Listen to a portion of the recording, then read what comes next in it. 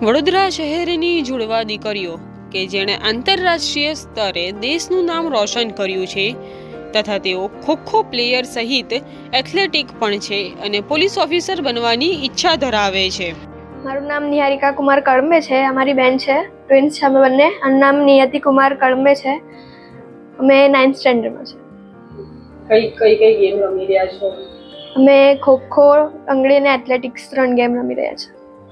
અમે લોકોએ સ્પોર્ટ ડેના દિવસે 3rd સ્ટેન્ડર્ડમાંથી સ્ટાર્ટ કર્યું હતું હમણાં 9th સુધી. અમે હમણાં સુધી 6 થી 7 નેશનલ રમી આવ્યા છે.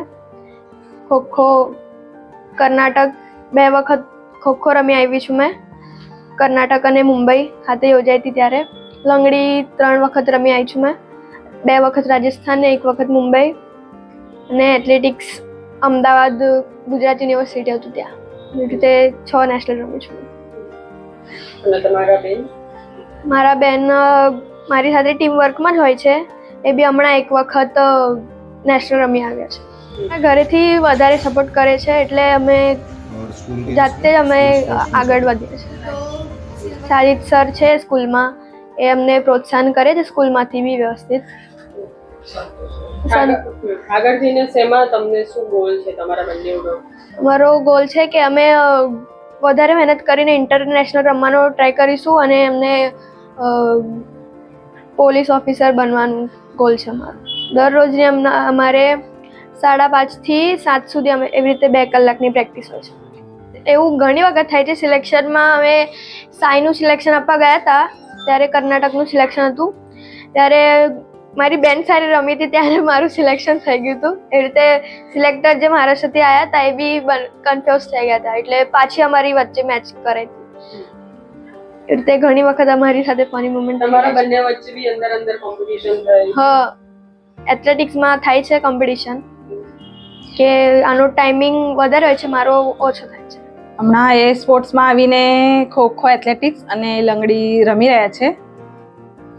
અને કેવું રૂટીન હોય છે ભણવાની સાથે સાથે? હા, ભણવાની સાથે સાથે એમને 1.5 થી 2 કલાકની પ્રેક્ટિસ હોય છે, તો અમે એમને સપોર્ટ કરીએ છીએ અને પ્રેક્ટિસ કરવા પણ મોકલીએ છીએ. એ જ્યારે જન્મ્યા હતા ત્યારે પ્રી મેચ્યોર આવ્યા હતા, તો ડૉક્ટરે એમનું વજન એટલે ઘણું બધું ઓછું હતું. તો ડૉક્ટરે કીધું હતું કે આગળ જઈને એમને કંઈક શારીરિક તકલીફ થઈ શકશે, પણ એવું કશું થયું નથી એમને. તો અદરવાઇઝ એમ છોકરાઓને પ્રોબ્લેમ હોય છે કે ચશ્મા છે કે કમજોર છે છોકરાઓ, બાળકો, પણ આવી રીતે નિહારિકા નિયતિ એકદમ ફિટ એન્ડ ફાઇન છે. રમવામાં તો 1 નંબર. બહુ સારી રીતે રમે છે ને અમે એમને ફૂલ સપોર્ટ કરીએ છીએ રમવાની બાબતે. ગર્વ તો બહુ જ અનુભવાય છે અમને કે અમારા કુટુંબનું, આપણા દેશનું નામ, દેશનું એટલે શહેરનું નામ, ગુજરાતનું બહુ સારી રીતે કરી રહ્યા છે. એટલે અમને બહુ સારા રમીને આગળ વધે, બસ અમારી એવી ઈચ્છા છે. ઇન્ટરનેશનલ રમવા જાય આગળ, એવી ઈચ્છા છે અમારી. કર્ણાટક માટે જ્યારે સિલેક્શન થયું હતું ત્યારે નિયતિનું લગભગ સારું રમી ગઈ હતી અને એના જગ્યાએ નિહારિકાનું સિલેક્શન થઈ ગયું હતું. એવી રીતે પછી બેવમાં બહુ એ થઈ ગયું હતું, કન્ફ્યુઝન બી હતું. એ પછી નિયતિ થોડી એ થઈ ગઈ હતી કે મારું સિલેક્શન કેમ ના થયું. એવી રીતે પછી એને આ ઘરે આવીને અમે સમજાઈ કે એવું ન હોય બેટા, ત્યાં એવી રીતે પછી એ લોકો જે સિલેક્ટ કરે એ રીતે જ કરે ને, એટલે કઈ નહીં, નેક્સ્ટ ટાઈમ તારો ચાન્સ લાગશે. એવી રીતે પછી બીજી વખત એને બી ચાન્સ મળ્યો રમવાનો. સારી રીતે રમે છે બેઉ.